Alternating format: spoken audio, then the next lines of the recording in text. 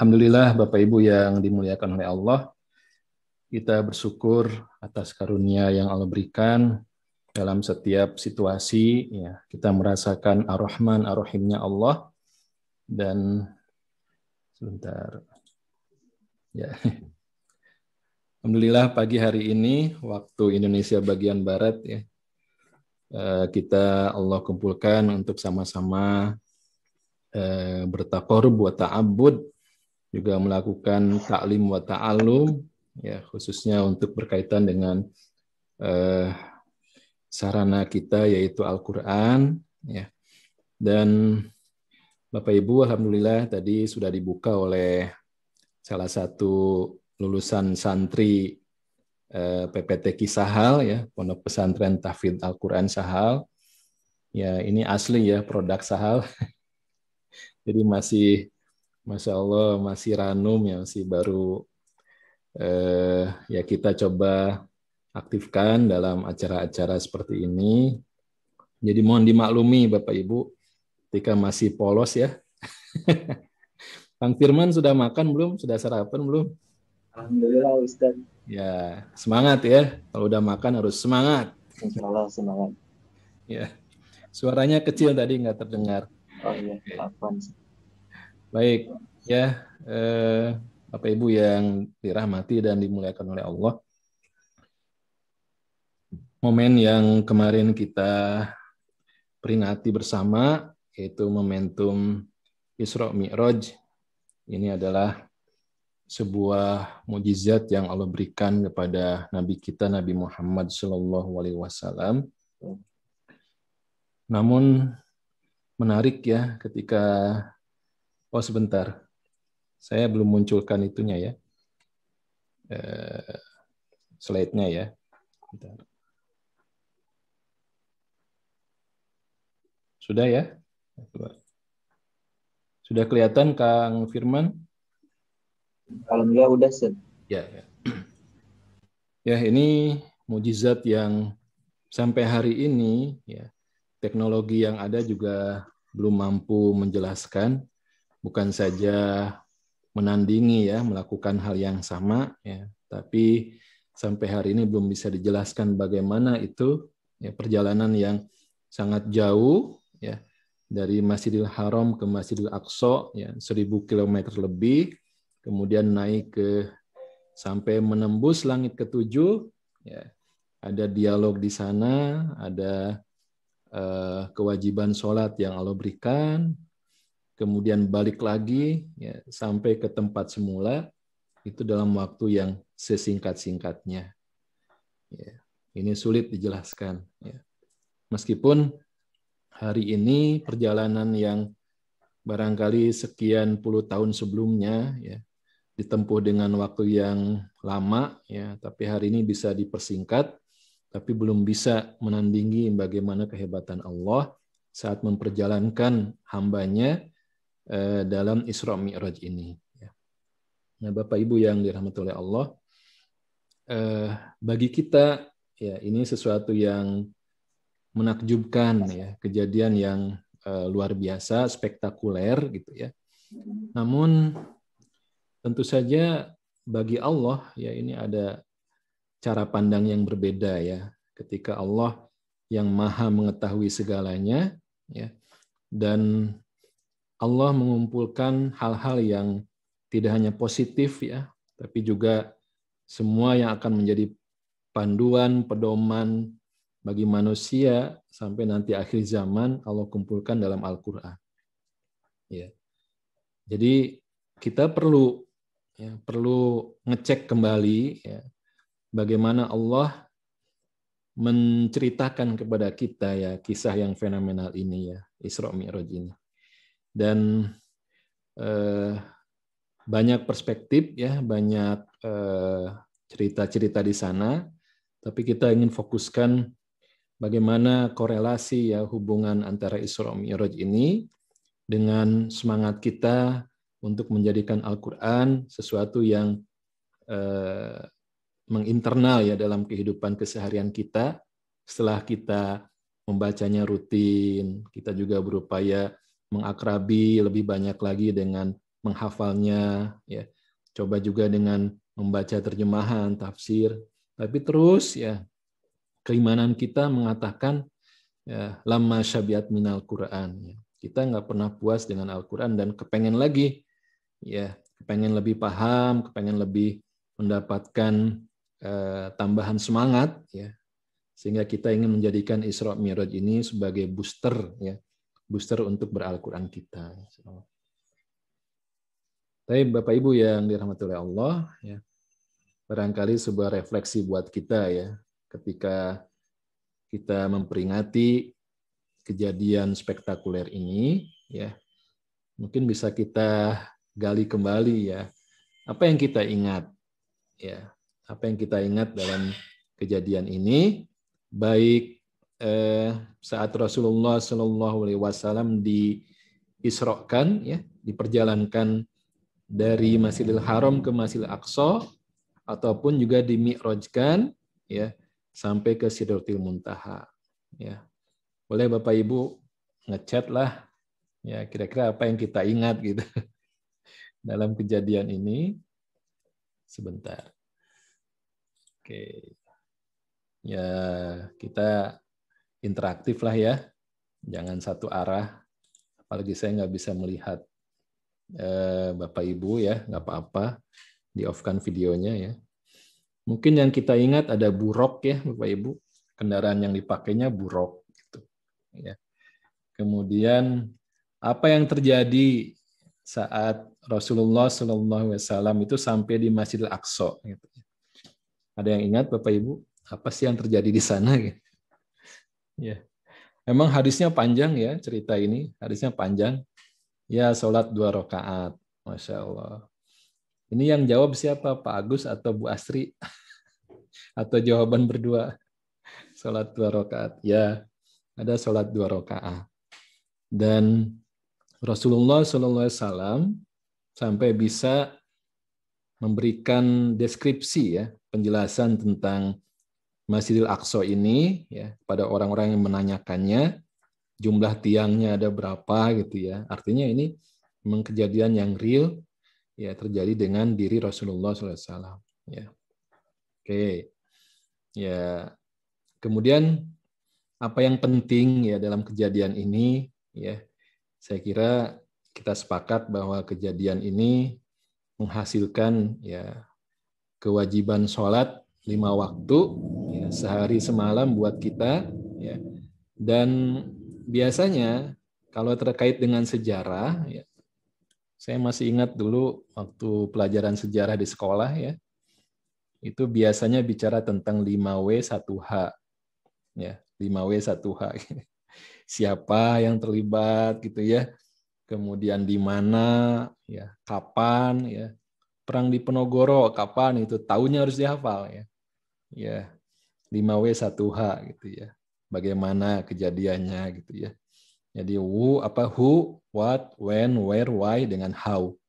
Ya, itu yang biasanya menjadi penasaran kita ya sebagai makhluk yang berakal ya, menanyakan hal-hal tersebut. Sehingga ada dalam investigasi jurnalistik ya kodifikasi 5W1H itu gitu ya. Ya ditanyakan ini siapa saja ya tokoh-tokoh yang terlibatnya. Ya seperti itu. Ya, wajarkah? Wajar. Karena itu manusia ya, Allah bekali dengan kemampuan berpikir dan terus ya ingin menambah pengetahuannya ya, ingin memuaskan keingintahuannya, itu wajar. Ya, tetapi kita perlu melihat bagaimana sih cara Allah mengekstrak, cara Allah mengambil pelajaran dari histori itu, dari sejarah-sejarah itu. Ini pokoknya keren banget Allah ya dalam mengambil pelajarannya, kemudian diceritakan bagian yang mana dalam Al-Quran, ya, sehingga menjadi apa ya istilahnya pedoman sampai nanti akhir zaman. Ya, bukan berarti itu bisa dipakai sebagai pedoman di zamannya Rasulullah dan para sahabat saja, ya, tapi ya itu menjadi ibroh, menjadi mau'izoh, ya, menjadi pelajaran menjadi hudan, menjadi petunjuk buat semua manusia sampai nanti akhir zaman. Ya. Bapak Ibu, kalau kita baca misalnya, nanti kita kaji di surat Al-Isra-nya ya, sejarah tentang Bani Israel itu kan panjang banget. Ya. Sejarah khalifah yang paling panjang adalah Bani Israel. Itulah kenapa dalam Al-Quran juga kisah mereka itu memenuhi sebagian besar Al-Quran. Ya, bayangkan kisah Nabi Musanya saja. Nabi Musanya saja ya. Ini kan satu di antara sekian banyak nabi yang diutus kepada Bani Israel. Kisah Musanya saja itu sampai kata Rasulullah memenuhi sepertiga Al-Quran. Ya, memenuhi sepertiga Al-Quran. Bagaimana dengan kisah nabi-nabi yang lain yang termasuk dari Bani Israel? Ya, lebih banyak lagi. Ya. Itu bukan cerita tentang mereka, ya, tapi tentang bagaimana kehidupan manusia yang sudah Allah karuniakan berbagai macam kenikmatan, ya, ya. Kemudian mereka fail, mereka gagal, ya, mereka gagal. Nah itu Allah ceritakan supaya menjadi sebuah pelajaran buat kita. Kita jangan begitu, gitu. Kita jangan begitu. Nah di surat Al-Isra, ya, itu dari ayat kedua, ya, wa ataina Musal kitab, itu sudah langsung pindah, ya, menceritakan kisah Musa dan Bani Israel. Sangat panjang kita tahu, ya, ratusan tahun, ya, kehidupan mereka atau lebih, ya, ribuan tahun, ya. Ternyata Allah meresumekan, mengekstrak kehidupan mereka yang sangat lama itu hanya dalam 4 ayat. Hanya dalam 4 ayat. Ya. Wa ataina Musal kitaba wa ja'alnahu hudal li bani Israil alla tattakhidu min duni wakila. Itu tentang konten ya. Ya, bukan konten kontainer ya, Pak Tutug ya. Itu tentang konten dari kitab yang Allah turunkan untuk Bani Israel. Ya, isinya apa? Alla tattakhidu min duni wakila.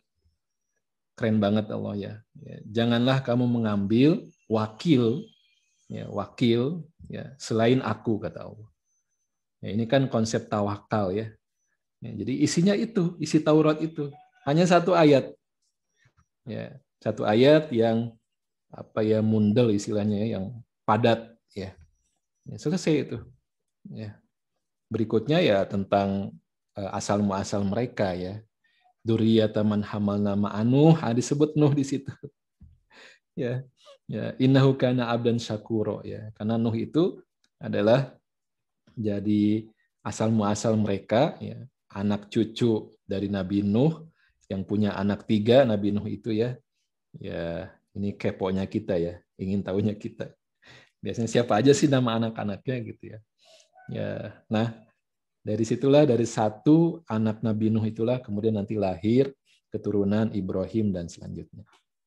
Ya. Tapi Allah sebutkan innahu kana abdan syakuro. Ya.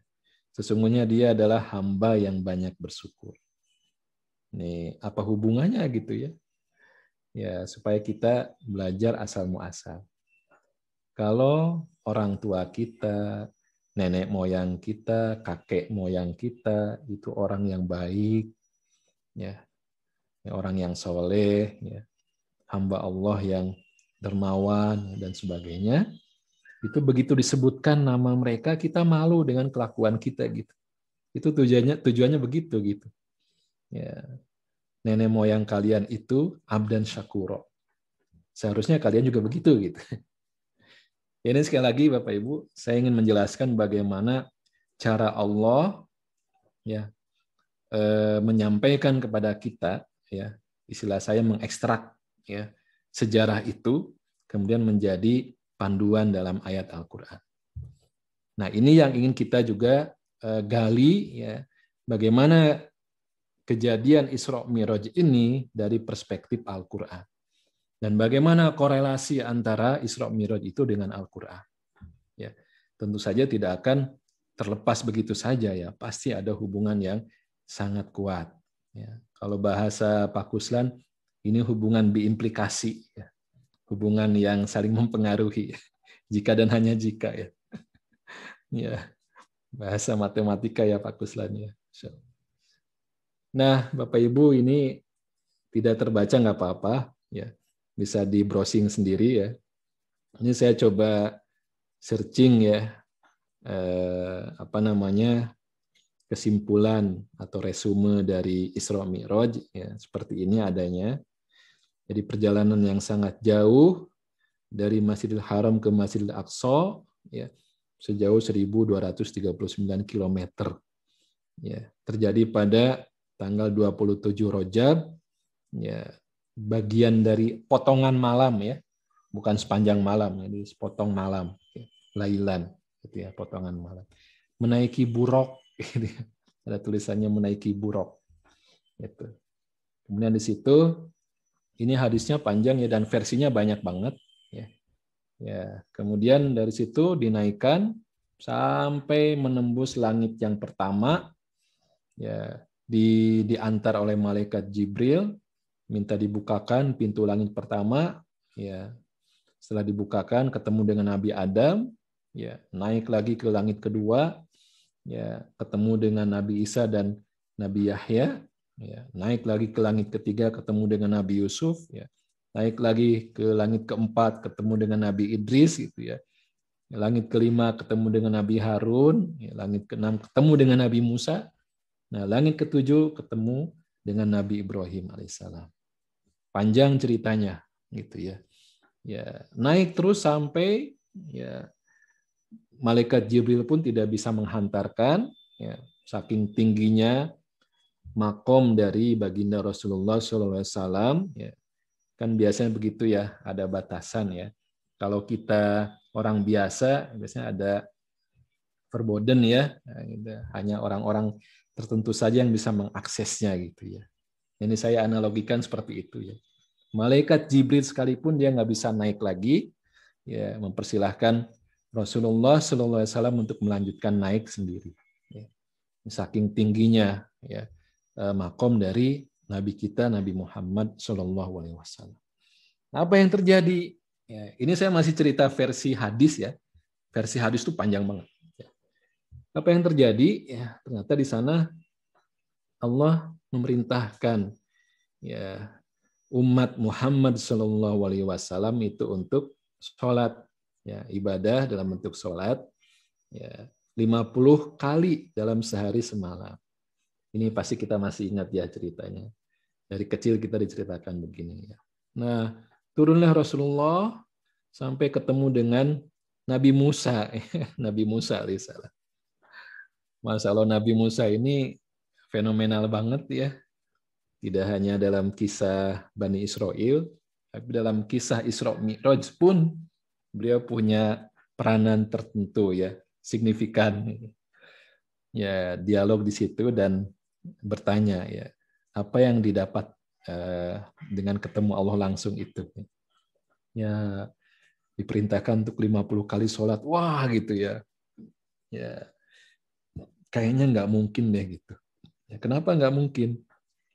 Bani Israel saja umatku yang jauh lebih kuat. Ya, ini perhatikan Bapak Ibu, Musa ini ya, yang dia pikirkan tetap tentang kaumnya ya. Ya sedikit ada ini ya istilah gitu ya. Ini kaum saya saja Bani Israel yang lebih gagah, lebih kuat, lebih cerdas itu istilahnya. Ini nggak sanggup gitu ya diperintahkan sholat rutin, ibadah rutin itu. Ya apalagi umatmu gitu ya. Ya Rasulullah nurut naik lagi ya, minta ada keringanan ya. Terus bolak-balik lah ya. Ya bolak-balik dikurangi, turun lagi ketemu Nabi Musa ditanya, turun sekarang berapa turunnya? Ya. Didiskon ya 10%. Wah, masih kebanyakan naik lagi. Ya sampai akhirnya ya 5 kali dalam sehari semalam. Nah, itu yang terjadi. Itu ya Bapak Ibu panjang banget ya, kemudian turunlah Rasulullah sampai kembali ke tempat semula ya. Ada riwayat yang menyebutkan saking cepatnya perjalanan menurut waktu kita ya, menurut waktu manusia kan dalam pintu itu ada kunci yang digantung gitu ya, dikait gitu ya. Ini saya nggak tahu benar, nggak tahu salah, tapi menunjukkan singkat bangetnya itu ya ada untuk kaitan yang mengunci pintu itu masih goyang-goyang gitu, masih belum berhenti goyangannya si kuncinya itu gitu ya, si pengaitnya itu. Rasulullah sudah balik lagi ke tempat asalnya gitu. Ya, semua kejadian itu ya dalam hitungan manusia, waktu manusia ya sesingkat-singkatnya. Nah, ini dalam hadis dan kita bisa nambah lagi ya cerita-ceritanya. Ya, silahkan Bapak Ibu bacalah literatur ya. Ini sangat banyak ya. Ya, intinya seperti ini. Nah, tadi ya, kita ingin tahu bagaimana cara Allah mengekstrak kejadian ini. Hadis panjang banget ya. Bagaimana dengan Quran? Ya. Bagaimana menurut Al-Qur'an? Ya, karena kita ingin tahu yang jadi pelajaran menurut Allah, yang menjadi pedoman buat kita menurut Allah itu apa gitu. Sisi apanya gitu. Nah, jadi kita boleh bertanya gitu ya. Dalam Al-Qur'an yang sejumlah 30 juz itu, ya, jumlah ayatnya 6.000 sekian itu, ya, berapa ayat sih yang menceritakan tentang Isra Mi'raj ini gitu. Dan seberapa komplit sih gitu. Ya, tadi 5W1H-nya itu Allah ceritakan dalam Al-Qur'an. Ya, 5W1H-nya itu. Ya. Dan kita tahu Allah itu Maha mengetahui. Bagi Allah gampang saja. Ketika ini penting, maka akan Allah sebutkan dalam Al-Qur'an. Ketika tidak penting, ya Allah tidak sebutkan. Ya. Dan keponya manusia, ya, keponya manusia itu ingin tahu sesuatu yang tidak Allah sebutkan. Padahal bisa jadi itu ya tidak nambah manfaat. Ya, katakan jadi tahu ya. Jadi tahu itu buruk ya yang ditunggangi itu ya itu tidak nambah manfaat sebetulnya. Sebaliknya, ketidaktahuan terhadap sesuatu yang tidak Allah sebutkan itu tidak akan membahayakan kehidupan kita. Coba kalau saya tanya Bapak Ibu. Siapakah ibunda Nabi Musa? Namanya ya. Dalam Al-Quran tidak ada. Jadi kita nggak tahu namanya Nabi Musa itu tidak akan membahayakan kehidupan kita. Ya. Siapakah ibunya Yusuf alaihissalam? Silahkan dibuka tuh satu surat utuh, ya surat Yusuf itu nggak ada juga menyebutkan nama ibunya siapa. Ini saking Allah ingin menjaga potensi manusia dari kesia-siaan. Allah ingin menjaga fokus manusia itu supaya fokus pada sesuatu yang benar-benar akan menyelamatkan dan ya membahayakan kalau sekiranya tidak tahu. Ya. Ini Bapak Ibu dalam kisah Musa itu keren banget ya. Ketika Allah membahas tentang apa istilahnya perkembangan psikologis ya seorang laki-laki ya itu Allah ceritakan dalam kisah Musa. Ya, bagaimana Musa ketemu dengan putrinya Nabi Syuaib di Madian gitu ya. Itu tidak ada basa-basi ya Mas Muki ya, siapa nama kamu gitu ya. Ya, tapi langsung Musa itu menolong ya, tanpa basa-basi menolong putrinya Nabi Syuaib itu tanpa ada ta'aruf dulu, tanpa nanya di mana tinggalnya enggak ada. Selesai ditolong, udah ya balik lagi Musa ke istirahatnya, ke tempat istirahatnya. Itu kan episode yang kayaknya menurut logika kita kecil banget gitu ya. Tapi Allah ceritakan dalam Quran itu jadi ya ibroh, jadi mau'izoh, jadi hudan, jadi nur buat kita. Nanti balik lagi tuh setelah pulang ke rumah bercerita kepada ayahnya, maka si putri Nabi Syuaib ini balik lagi. Ya. Faja'atu ihdahuma. Ya. Maka datang lagi itu ya. Tamsi alastihya ya. Datang lagi itu ya. Dan berjalan mendekati Nabi Musa dengan cara berjalan yang malu-malu. Malu gitu dia. Istihya. Ya. Ini silakan nanti dikaji di Shorof ya. Istihya ini keluarga apa? Istihya ya. Ya. Jadi dengan malu-malu. Bayangkan Bapak Ibu. Cara berjalan seorang perempuan Allah ceritakan dalam Al-Quran. Kalau bukan karena itu sebuah hudan, sebuah way of life, sebuah prinsip dalam kehidupan seorang perempuan yang harus sangat diperhatikan. Cara berjalan, bayangkan. Ya, jadi kalau hari ini kan kenapa sepatu perempuan itu dibuat macam-macam, variannya banyak banget. Yang bunyinya kotek-kotek lah, bunyinya tok-tok-tok-tok lah gitu. Karena di situ celah terjadinya kerusakan. Bukan nyalahin perempuannya ya, karena nggak paham apa yang di-highlight, apa yang digarisbawahi oleh Allah dalam Al-Quran. Itu ada tentang cara berjalan. Ya. Nah, ini kembali ke kisah ini, Bapak Ibu. Ya, kita lihat, ya, saya yakin Bapak Ibu sudah hafal ya dalam Al-Quran. Ya. Kita akan menemukan kisah Isra Mi'raj ini ada di 2 surat. Ya. Pertama di surat Al-Isra, ya. Subhanalladzi asra bi 'abdihi lailam minal masjidil haram ilal masjidil aqsa alladzi barakna haulahu linuriyahu min ayatina innahu was-sami'ul basir. Hanya 1 ayat. Ya. Ayat pertama saja. Sesudahnya tadi sudah kita bacakan. Ya. Ayat keduanya itu kisah Musa dan Bani Israel. Ya. Logika manusia itu apa kaitannya? Apa hubungannya gitu antara kejadian Isra itu dengan kisah Musa dan Bani Israel? Saking jahiliyahnya kita, saking bodohnya kita dari Al-Quran. Ya. Nah, sedangkan ayat yang menceritakan tentang Mi'rajnya Rasulullah itu ada di surat An-Najm. Ya. Di juz yang ke-27. Jauh, ya, jaraknya jauh. Surat An-Najm. Ya.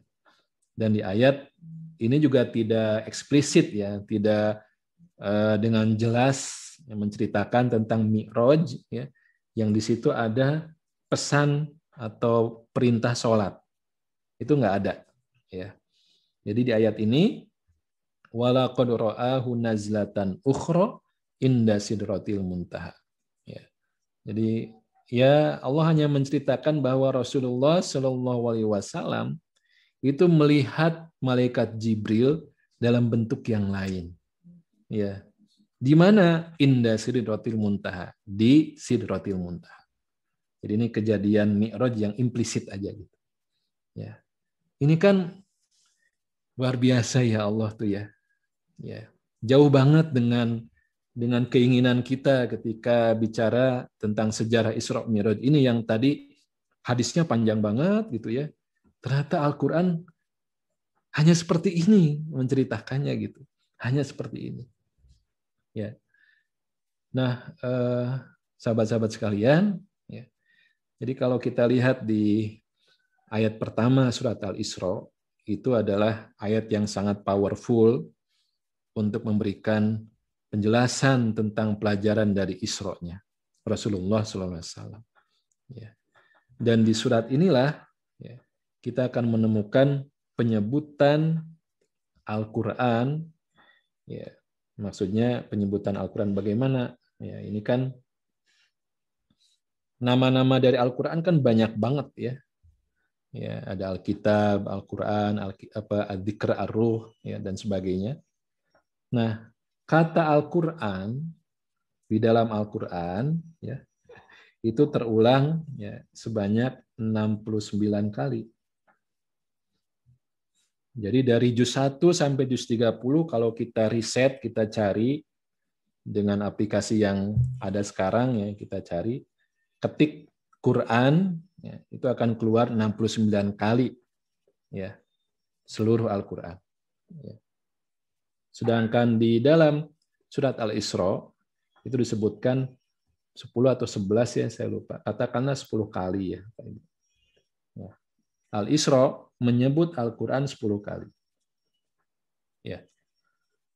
Nah, bandingkan dengan surat Al-Baqarah ya, yang panjangnya berapa Bapak Ibu? Surat Al-Baqarah panjangnya 1 juz ya, Al-Baqarah ya. Boleh juznya, boleh jumlah ayatnya, ada 100 ya. Ya. Iya. 2,5 juz ya, kurang selembar ya. Ya, sedangkan Al-Isra itu hanya setengah juz aja, lebih dikit. Ya, Al-Isra. Ya. Di dalam surat Al-Baqarah ya, hanya sekali saja. Ya, kita akan menemukan Al-Qur'an. Ya, penyebutan Al-Qur'an di dalam surat Al-Baqarah hanya sekali. Ya, bayangkan jauhnya perbandingan ini gitu. Ya. Nah, disinilah menunjukkan ya bagaimana hebatnya penjelasan surat Al-Isra ini terkait dengan Al-Qur'an. Ketinggiannya, kemuliaannya ya, dalam urusan guidance-nya ya, memberikan petunjuknya. Ya semua Al-Qur'an ya tentunya ya. Tapi disinilah di surat inilah ya kita akan menemukan penyebutan Al-Qur'an paling banyak ya. Oh ya. Bapak Ibu, suara saya jelas? Jelas? Bu Rukmini katanya nggak jelas. Oh iya. Karena diangkut ya, Bu. Karena diangkut. Oke. Baik. Oh, ada Pak Sam juga nih, Masya Allah. Alhamdulillah. Ya, siap berjoget Pak Sam. Jadi di sini ya bagaimana Allah ingin ya menyampaikan kepada kita bahwa antara surat Al-Isra ya atau kejadian Isra Mi'raj itu sangat erat hubungannya dengan Al-Qur'an. Hubungannya sangat erat. Ya. Ya. Jadi kan gampang saja bagi Allah ya kalau mau secara proporsional ya seharusnya dalam tanda petik di dalam Al-Baqarah lah ya lebih banyak disebutkan ya kata Al-Qur'an. Karena dia paling panjang suratnya. Ya. Nah, di sini Bapak Ibu. Ini penting banget menurut saya ya untuk kita bisa menangkap ya pesan ini dengan kuat bahwa Isra Mi'raj itu sebetulnya boleh ya perspektifnya macam-macam ya, tapi bagi kita dengan penjelasan seperti ini, oh ini mengingatkan kita tentang bagaimana Al-Qur'an ini harus kita betul-betul ya tinggikan, muliakan, kita kaji, kita bedah, kita tadaburi, kita amalkan. Ya, seperti itu. Baik. Ya, Bapak Ibu. Jadi inilah ayat yang menjadi pembuka surat Al-Isra. Ya. Subhanalladzi, Maha suci zat yang asra bi abdihi, memperjalankan hambanya lailan. Ini Bapak Ibu yang belajar bahasa Arab, ada lailatan, ada lailan. Lailatan dengan lailan. Terjemahnya sama, malam, ya, tapi Masya Allah dalam bahasa Arab itu beda. Ya, disebut lailan dengan lailatan beda itu. Ya, nanti apa bedanya kita lihat nanti. Ya, minal Masjidil Haram ilal Masjidil Aqsa. Dari Masjidil Haram ke Masjidil Aqsa. Ya, juga saya nakal gitu ya, iseng-iseng nanya dalam diri sendiri tuh. Kenapa sih harus mampir dulu ke Masjidil Aqsa gitu? Kalau pesannya adalah sholat wajib, kenapa tidak langsung aja naik gitu ya, Mi'raj gitu ya? Kenapa harus mampir dulu? Nah ini juga ya mengingat urgensi dari Masjidil Aqsa. Ya. Jadi selama Masjidil Aqsa ini belum kembali kepada ya pangkuan kaum muslimin, berarti emang masih ada masalah. Ya, masih ada masalah dalam kehidupan kaum muslimin. Ya. Karena kan gampang saja langsung aja naik deh gitu. Tapi di sini disebutkan ada Masjidil Aqsa alladzi barakna haulahu. Ya, yang sekelilingnya itu diberkahi ya. Ya, barokna kami berkahi ya. Keluarga apa ini Bapak Ibu? Barokna dari keluarga apa nih? Di pelajaran shorof ya, barokna. Ya, harus sensitif. Ada bacaan panjang di depan. Ada alif. Keluarga apa, Mpok? Ya, barokna. Ya. Dari keluarga Jahada ya, ada Jahada. Iya. Masya Allah ya. Barokna haulahu. Nih, mohon maaf Bapak Ibu, karena saya lihat ada peserta dari bahasa Arab. Ya, semoga nanti juga bisa Bapak Ibu bisa menikmati ya kehebatan ya Allah yang menjelaskan bagaimana sangat presisi, sangat akurat dalam pemilihan kata, kemudian mengurutkannya dalam satu kalimat kata-kata tersebut ya. Itu mengandung pesan-pesan yang luar biasa ya. Insya Allah ya. Nah, barokna haulahu linuriyahu min ayatina. Ya, supaya kami perlihatkan ya, nuriyahu linuriyahu, kami perlihatkan kepadanya pada Nabi Muhammad SAW min ayatina ya, dari tanda-tanda kebesaran kami. Innahu wasamiul basir. Ya. Nah, inilah ayat yang ya kalau kita pahami bahwa surat itu memang di dalamnya banyak ya isinya ya. Ya, mungkin kisah Musa ada di situ, mungkin juga nanti ada tentang perjalanan Rasulullah Isra ada di situ, juga ada kewajiban birrul walidain ada di situ ya, dan sebagainya ya, ada akhlak juga di situ. Ini kan gabung dalam satu surat. Kayaknya gado-gado gitu ya. Tapi justru gado-gado itu enak. Ya, macam-macam kan, enak itu. Demi satu tujuan, rasa yang nikmat. Meskipun gagraknya beda-beda ya. Ya, gado-gado. Ya. Tapi kalau bayangkan coba kalau cuma nasi doang atau cuma kangkung doang, itu nggak enak. Ini surat tuh begitu, Allah jadikan macam-macam isiannya di situ, tapi punya rasa yang khas. Oh, ini gado-gado kalau campurannya begini. Oh, ini jadi tekwan kalau campurannya begini, togenya jadi tekwan gitu. Ya, sama-sama di situ mengandung ya, ada sayuran, tapi kalau temanya adalah tentang tekwan, ya jadilah tekwan gitu ya. Sayuran itu mendukung rasa tekwan. Tapi kalau di situ untuk jadi gado-gado judulnya ya toge kangkung itu hadir di situ untuk mendukung temanya tentang gado-gado. Itulah surat ya. Mohon maaf ya kalau simple ya ininya analoginya. Tapi di situ macam-macam isinya. Tapi untuk mengusung tema yang besar, ya temanya adalah di ayat pertama ini, ya, yang lainnya mendukung terhadap tema besar ini. Ya, jadi temanya tentang Isra, temanya tentang Quran. Ya, baik Bapak Ibu, saya mohon izin minum sebentar.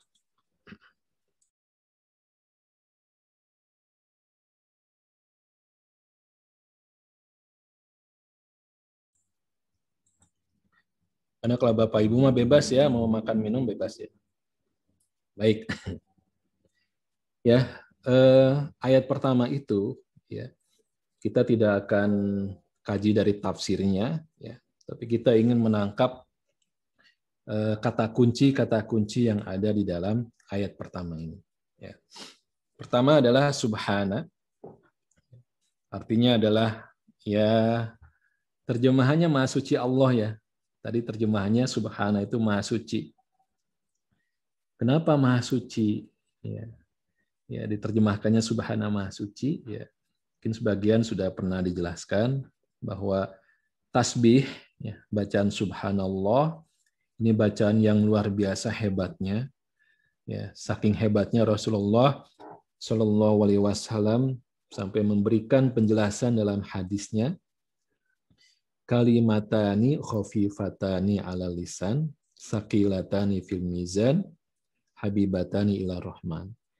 Dua kalimat yang ringan diucapkan oleh lisan akan memberatkan timbangan mizan dan sangat dicintai oleh Ar-Rahman.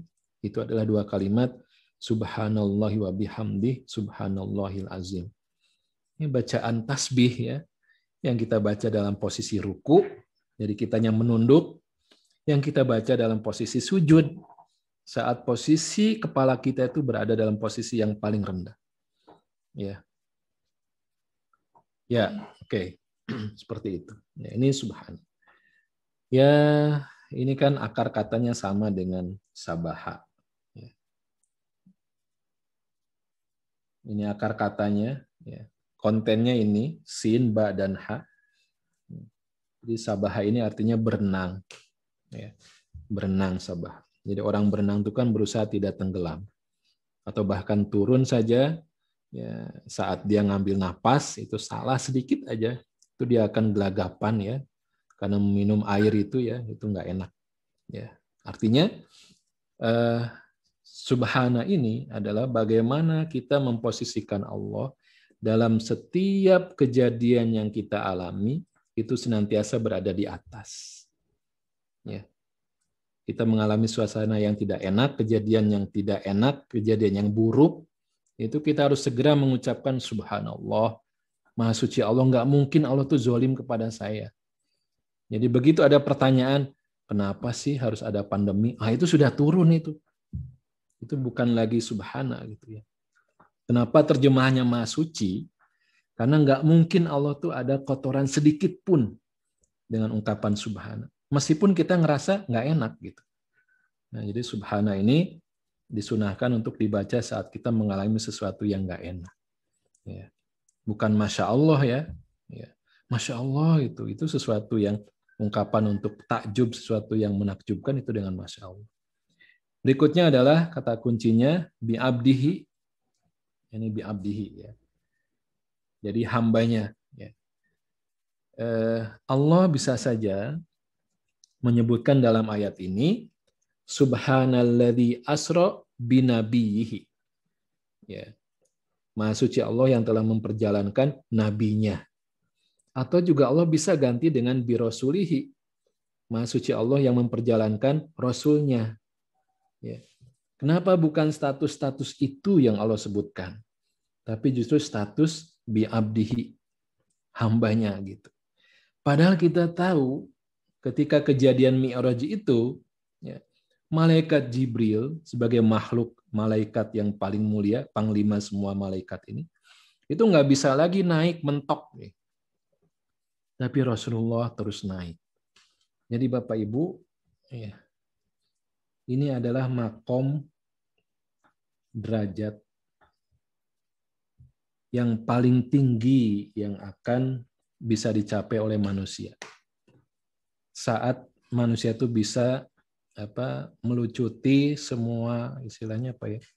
Semua label-label, semua pangkat-pangkat gitu ya. Ya.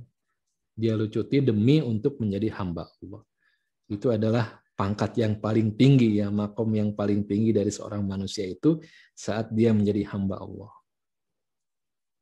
Ini keren banget Allah ya, dengan menyebut bi'abdihi itu dalam banget gitu. Ya. Kan gampang kalau nabi ya binabihi itu kan status ya, status yang diakui dan itu menunjukkan ketinggian derajat gitu ya, nabi itu kan. Berarti dipilih oleh Allah, manusia yang dipilih oleh Allah. Tapi bukan itu yang Allah sebutkan, tapi abdihi, hambanya. Ini pelajaran buat kita Bapak Ibu, bagaimana kita dalam kehidupan ini, derajat kita naik ketika ya kualifikasi kita sebagai hamba Allah itu juga semakin naik. Ya. Jadi kan hamba itu dia ya nyerah aja gitu. Mau diperintah apapun dia siap aja gitu. Ya, meskipun dia nggak suka, meskipun dia berat, ya siap aja gitu. Itu hamba. Berikutnya kata kuncinya adalah lailan. Ini Masya Allah waktunya ya lailan. Jadi saya katakan ada lailan, ada lailatan. Ya. Ada lailatan. Ya. Apa bedanya? Ya, mana yang lebih panjang Bapak Ibu tulisannya ya? Mana yang lebih pendek? Ya, lailatan dengan lailan mana yang lebih pendek? Ya, lebih pendek lailan lah gitu ya.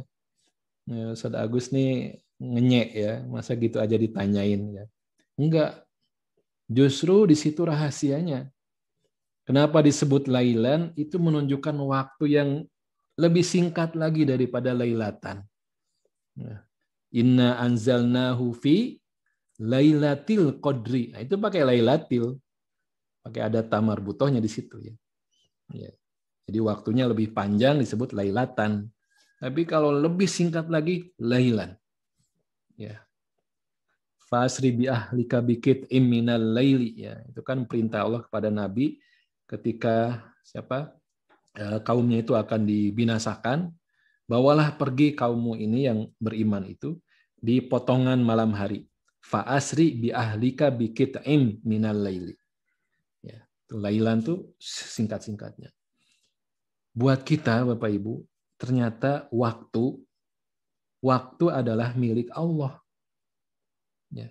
Bagi Allah gampang saja memperpanjang waktu yang dibutuhkan untuk kita melakukan sebuah pekerjaan, atau kebalikannya dipersingkat. Gampang saja gitu. Ya. Hari ini Bapak Ibu sibuk ya di Indonesia ya. Di Jerman saya nggak tahu Mpok As ya. Ya di tempat lain nggak tahu ya. Ya residen ya gimana beda kali ya dengan pribumi. Hari ini di Indonesia orang lagi ngantri untuk vaksin. Ya. Tentunya yang sepakat ya. Ngantri untuk vaksin. Ya. Bagi Allah gampang saja mana yang duluan, mana yang dapat giliran ya. Duluan, mana yang ternyata lama gitu ya. Ya. Jadi nunggu subuh. Nunggu subuh ya gitu. Jadi seperti itu ya. Jadi kita mengalami Bapak Ibu khususnya teman-teman kita yang sedang berjuang menghafal Quran ya. Seringkali kita merasa mampu ya, mampu untuk menghafalkan 1 ayat, 2 ayat, sehalaman, 2 halaman, ya, 10 halaman, 1 juz, 2 juz kita mampu, ya, merasa kita mampu. Ternyata ketika Allah berkehendak lain, itu bisa delay. Biasanya bisa gitu ya, sekali duduk bisa sehalaman, ini udah berhari-hari nggak nempel-nempel. Karena Allah lah pemilik waktu. Ya. Sebaliknya ada orang yang super sibuk minta ampun, tapi ketika saat dia belajar itu bisa gampang paham gitu, ya gampang bagi Allah untuk ya. Makanya sebetulnya yang penting buat kita bagaimana ya Allah itu kita libatkan dalam kehidupan kita. Ya, bagaimana Allah kita libatkan dalam kehidupan kita sehingga ya saat kita butuh bantuan Allah tahu tanpa kita minta, udah dimudahkan semua urusannya, dimudahkan. Tapi kalau kita nggak dekat dengan Allah, dibiarkan sebentar saja, naudzubillah, ya, dan itu tidak pernah terjadi ya sebetulnya. Dibiarkan, ya kita akan berantakan semuanya gitu. Saya jadwal ini ngisi jam 10 misalnya. Tapi kalau berkehendak, misalnya saya perjalanan ya, harus ke lokasi, misalnya ada kereta api, ya lewatnya lama banget misalnya, ditunggu lama di luar kebiasaan, itu kan bisa jadi gagal gitu apa yang kita rencanakan. Makanya penting untuk mendekat kepada Allah supaya Allah terlibat dalam kehidupan kita. Ya, saya percepat. Nah, ini Al-Masjidil Aqsa, ini bagiannya teman-teman kita, saudara-saudara kita yang juga sudah fokus ya memperjuangkan bagaimana pembebasan Al-Aqsa ini ya. Tapi bagi kita ini jadi satu paket dengan akidah ya. Bahwa 2 masjid yang sudah biasa kita kunjungi saat ibadah haji dan umroh, ya, Masjidil Haram dan Masjid Nabawi, itu udah jelas ya. Tapi Al-Aqsa ini harus juga ada dalam hati kita, dalam doa-doa kita, ya seperti itu. Ya, oke. Yang terakhir Bapak Ibu kata kuncinya adalah barokna haulahu. Ya, barokna haulahu. Ya. Kenapa daerah Syam, ya, daerah Syam itu ada 4 negara di situ ya, di antaranya Palestina, Yordan, itu ya, Syria kalau sekarang ya, Yordan itu yang Allah sebutkan sebagai barokna haulahu. Ya. Sekelilingnya saja, sekeliling dari Masjidil Aqsa saja itu diberkahi. Bagaimana dengan Masjidil Aqsa-nya?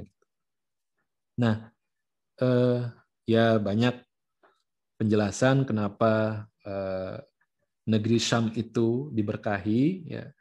Ya, salah satu pendapatnya adalah karena di sana terus-menerus ada dakwah. Karena di sana terus-menerus Allah utus nabi.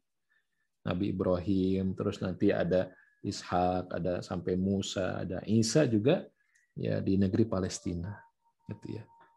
Nah, buat kita Bapak Ibu, keberkahan ini ya juga karena terkait dengan tadi hubungan Isra dengan Al-Quran, berarti Al-Quran itu juga punya keberkahan yang seperti itu, bahkan lebih besar lagi. Ya, kitabun mubarak ya disebutnya, kitabun mubarak. Ya. Jadi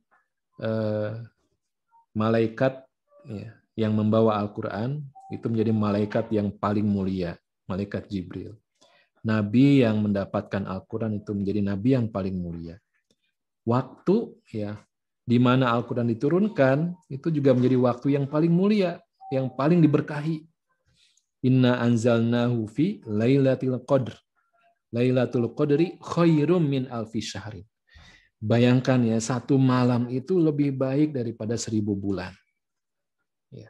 Gara-gara apa? Gara-gara turunnya Al-Quran di malam hari itu.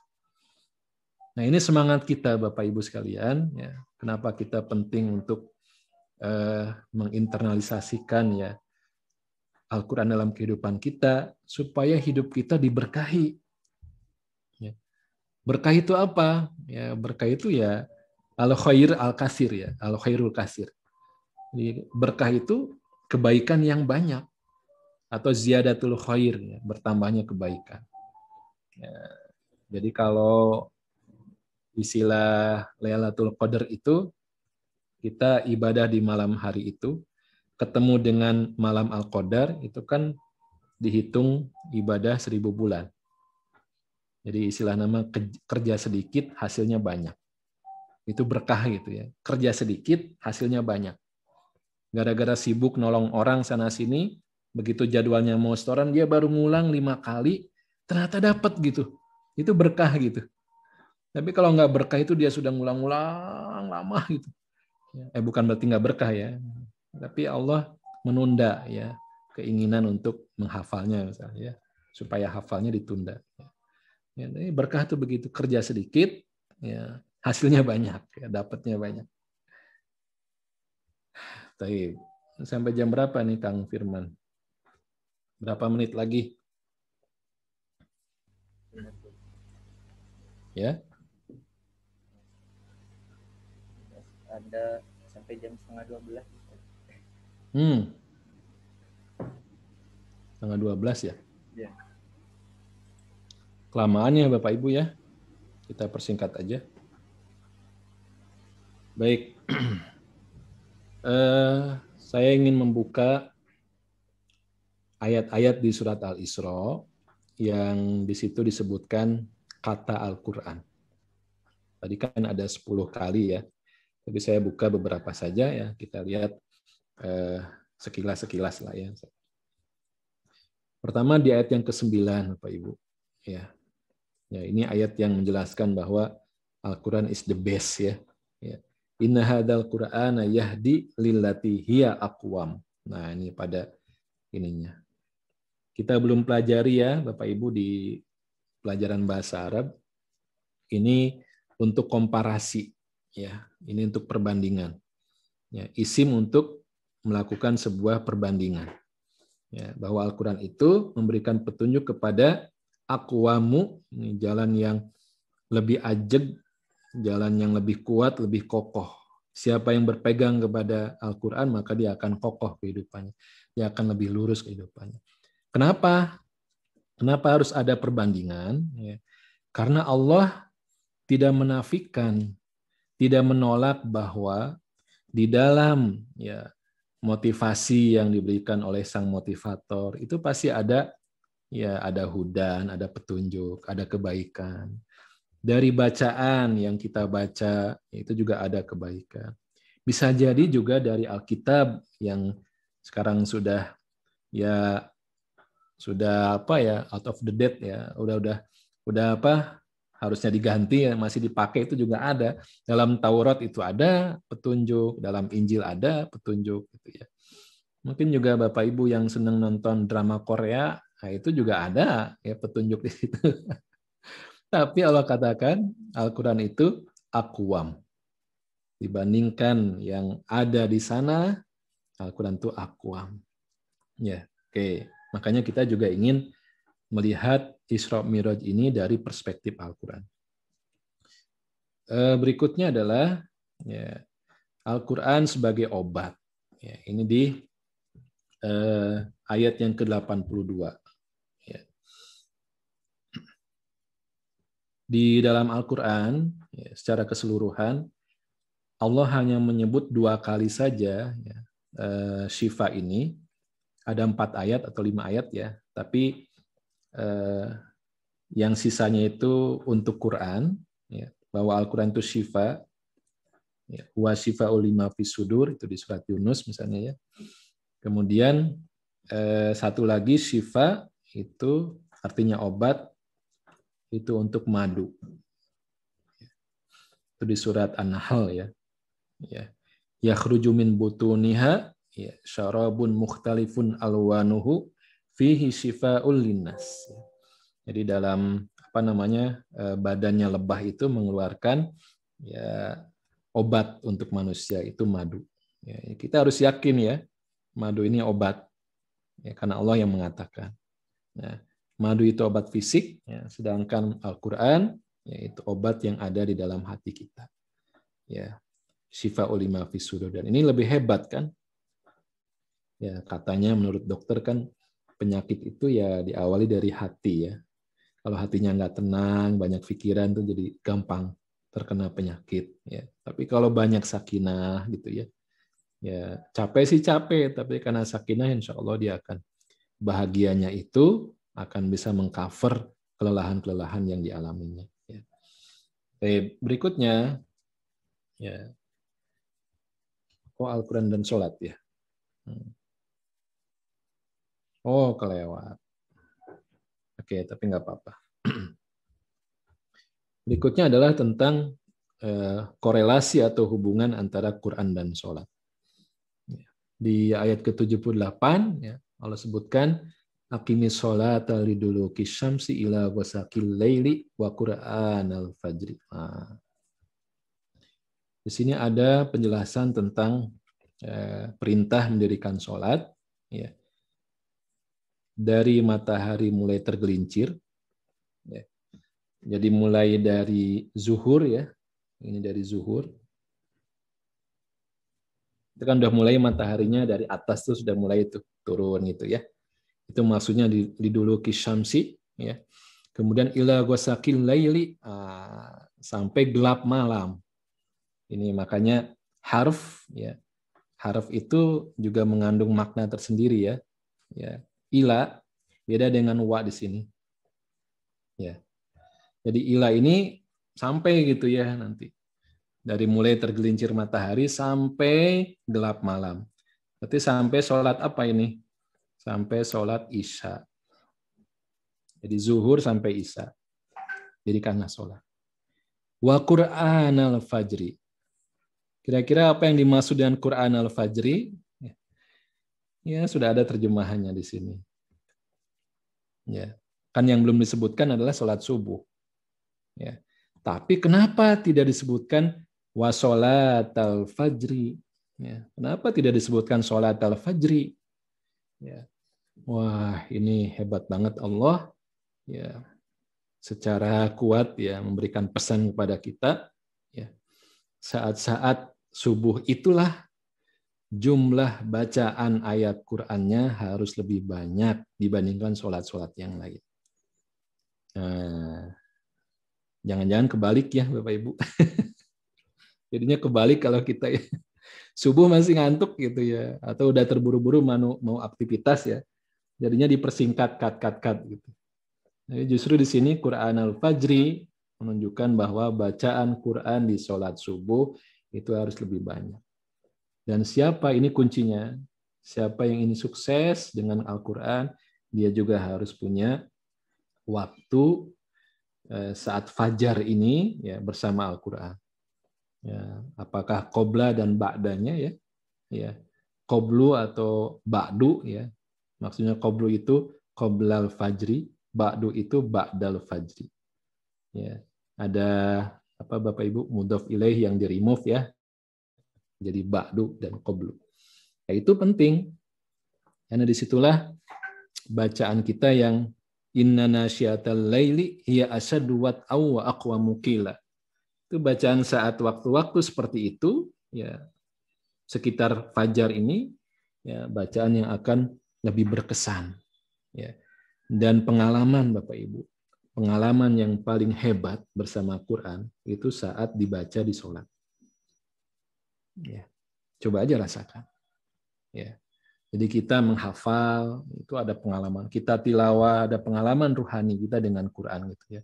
Kita belajar bahasa Arabnya itu juga ada pengalaman ruhani dengan Quran.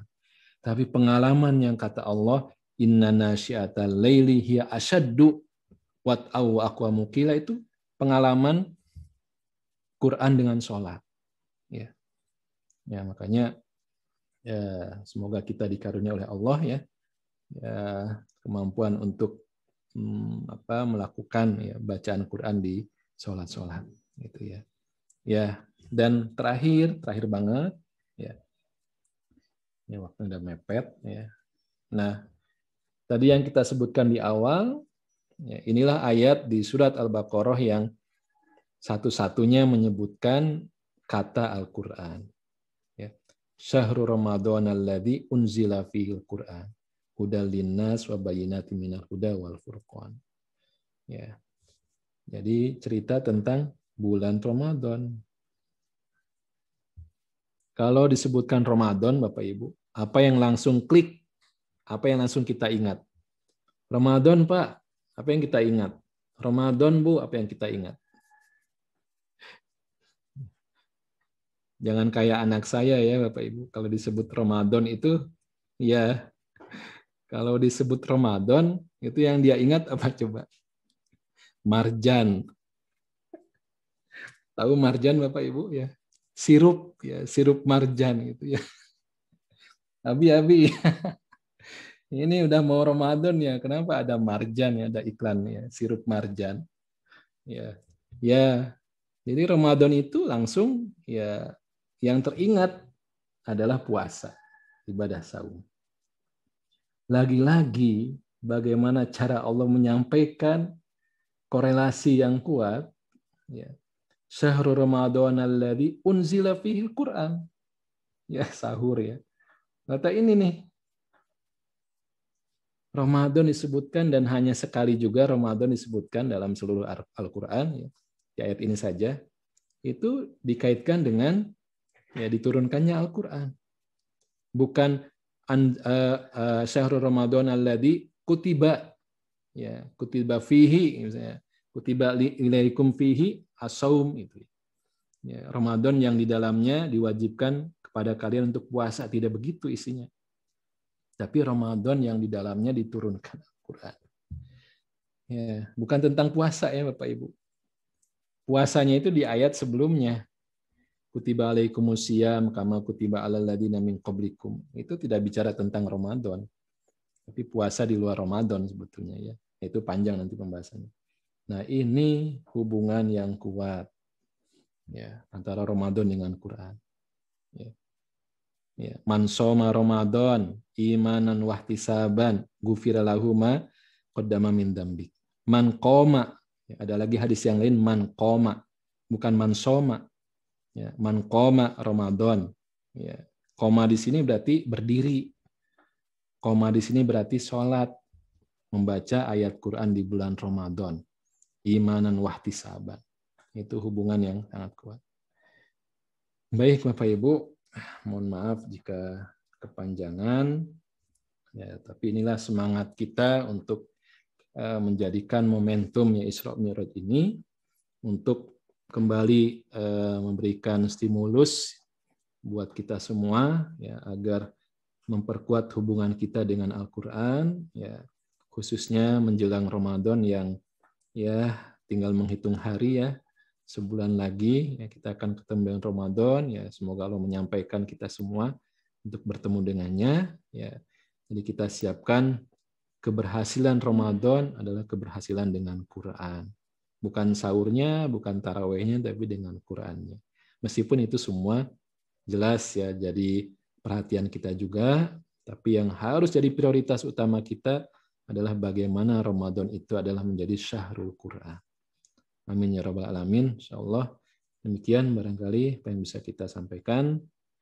Assalamualaikum warahmatullahi wabarakatuh.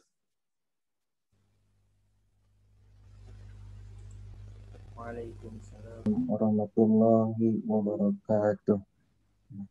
Syukran jazakallah khairan kasiran kepada Al-Ustadz yang sudah menyampaikan taujiahnya.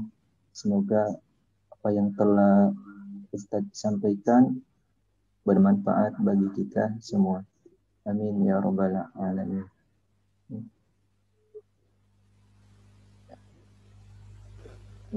Ini untuk selanjutnya yaitu ada pertanyaan.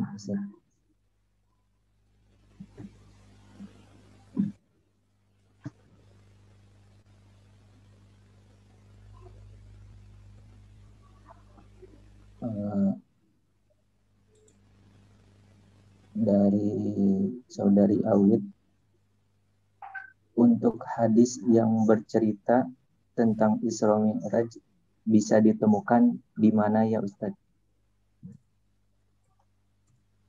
Di hadis. Ya, bisa kita temukan di hadis ya. Ya. Kalau enggak, kita bisa baca tafsir Ibnu Katsir. Ya. Di situ juga diceritakan, panjang lebar juga. Jadi tafsir Ibnu Katsir ini adalah tafsir yang memadukan antara ayat dan ayat, kemudian juga menambahkan dengan penjelasan atau penguatan hadis.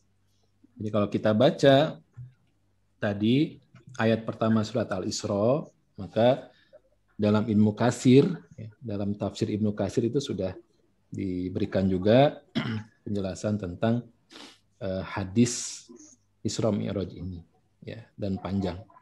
Atau juga bisalah kita buka aplikasi ya. Sekarang banyak banget ya. Kita cari hadis yang berkaitan tentang Isra Mi'raj, itu juga ada hadis riwayat Muslim, itu panjang banget juga gitu ya. Itu ya. Intinya kita ingin melihat bagaimana ya cara hadis ini menceritakan sejarah, kemudian Al-Qur'an bagaimana gitu. Nah, itu poinnya sebetulnya ya. Bukan berarti kita menolak hadis ya. Ya, itu kan juga menguatkan tentang penjelasan ayat Al-Qur'an ya. Tapi ketika kita fokus dan mendahulukan ya bagaimana kata Quran, maka kita tidak akan kehilangan berbagai macam mutiara-mutiara ya dari apa yang sudah Allah kumpulkan di dalam ayat Quran. Apa yang tidak Allah sebutkan itu juga mungkin kita bisa jadi nomor sekian lah gitu. Ya, masalahnya kalau kitanya kepo ya, kitanya pengen tahu segala macamnya gitu ya. Kita jadi hilang gitu ya, fokus pada yang lebih utamanya gitu. Ya, yang kita ingat ya tadi buruknya, kemudian macam-macamnya. Ya, sedangkan ayat Quran tidak menyebutkan itu kan. Gitu. Ya, seperti itu. Wallahu a'lam bishawab ya, dan apa namanya? Oh, itu nanti aja deh. Nah, itu dulu Kang Firman. Khawatir kepanjangan.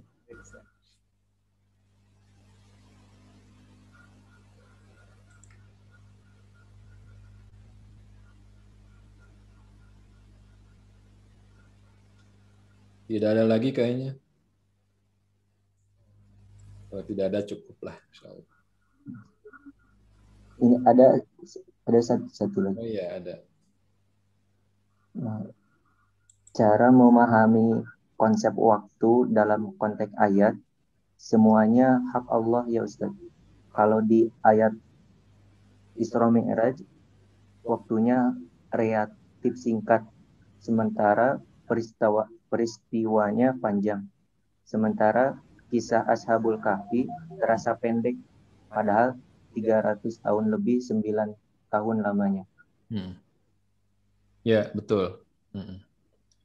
Jadi ini kehebatan Allah ya dalam mengumpulkan apa yang penting, kemudian menyampaikan kepada kita dalam ayat Al-Quran yang sangat padat berisi, gitu ya. Ya. Sehingga bisa kita bayangkan kalau Al-Quran itu menjadi kitab sejarah ya, panjang banget gitu. Ya, tapi Allah betul-betul ya mengambil intisari-intisari tanpa menghilangkan sedikit pun yang bermanfaat untuk kita. Gitu. Jadi kalau dalam kisah Ashabul Kahfi, Ya, itu kan juga ceritanya 300 tahun ditambah 9 tahun ya. Ya. Tapi dalam kisah di dalam Al-Qur'annya kan itu hanya 1/4 dari 4 kisah yang ada. Ya. Dan 4 kisah dalam surat Al-Kahfi ini juga saling terikat kuat ya. Ada hubungan saling menguatkan untuk tema besarnya apa gitu. Ya, ini kan tentang fitnah kehidupan dunia ya. Yang paling berat itu ada 4 hal di situ. Ya, ada fitnah agama, kemudian ada fitnah amwal ya, ujian harta, kemudian ada ujian ilmu ya Nabi Musa, yang keempat ada ujian kekuasaan. Itu 4 ujian terberat yang akan dialami manusia. Semuanya dalam rangka ke sana, menguatkan tema tentang ujian manusia itu. Nah, Ashabul Kahfi ya, ini role modelnya gitu ya. Ashabul Kahfi ini adalah cerita di mana ketika Allah terlibat, selesai semua urusan. Bayangkan Bapak Ibu, mereka nggak punya solusinya kecuali mengikuti perintah Allah masuk ke dalam gua. Ngapain di dalam gua coba? Di dalam gua ngapain 309 tahun itu? Bobo. Tidur. Mereka tidur tapi semuanya dihandle oleh Allah. Mereka bangun, selesai itu masalahnya. Ganti kepemimpinan, ganti rezim. Selesai itu. Gara-gara Allah terlibat di dalamnya. Nah, itu kan pesan buat kita ya. Bagaimana Allah itu luar biasa dalam menunjukkan kemahakuasaannya. Urusan waktu emang urusan Allah. Tapi bukan berarti kita jadi leha-leha. Ya udah deh itu urusan Allah. Ya jelas tidak. Ya. Ashabul Kahfi juga itu membuat planning ya supaya ada pengamanan juga kan. Dengan adanya anjingnya itu yang di luar gua itu kan juga bentuk ikhtiar dari mereka gitu ya. Seperti itu. Ya, la tuharik bihi lisanaka lita'jalabi. Itu pembagian tugas ya. Inna alaina jam'ahu wa qur'ana. Tugas kita sabar untuk urusan Quran. Jangan istijal. La tuharik bihi lisanaka lita'jalabi. Jangan istijal. Sedangkan bagian Allah ya memberikan jaminan. Inna alaina jam'ahu wa qur'ana. Jaminannya menurut Allah ya, bukan menurut kita. Ya Allah, saya sudah ngulang 50 kali. Ya, hafal dong gitu. Ya nggak bisa. Ya, kamu belum sabar kata Allah, tambah lagi. Ya, mengulang lagi 50 kali lagi. Mana Allah belum hafal ya. Ya, tugas kita mah sabar aja, nanti Allah yang melihat sudah waktunya ya udah Allah kasih. Ya. Kalau belum waktunya paham ya juga jangan putus asa. Wallahu a'lam.